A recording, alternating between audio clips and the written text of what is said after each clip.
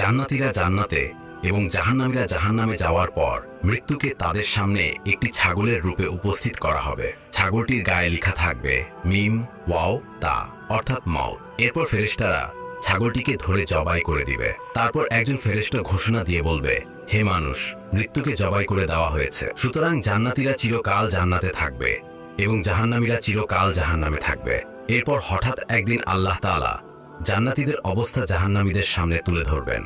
তখন তারা দেখবে জান্নাতীদেরকে ৬০ হাত উচ্চতা দেওয়া হয়েছে, গায়ের রং সাদা, পোশাকের রং সবুজ এবং ৭০ জন হুরকে সাথে নিয়ে জান্নাতের বাগানে ঘুরে বেড়াচ্ছে।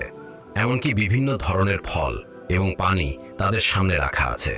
তখন জাহান্নামীরা চিৎকার করে বলবে, তোমাদের পরিত্যক্ত খাবারগুলোই আমাদেরকে একটু খেতে দাও এবং আমাদেরকে এক ফোঁটা পানি দাও, কেননা পানির পিপাসায় আমাদের কলিজা বেরিয়ে যাচ্ছে। তখন বলা হবে, জাহান্নামীদের জন্য এই সব খাবার হারাম।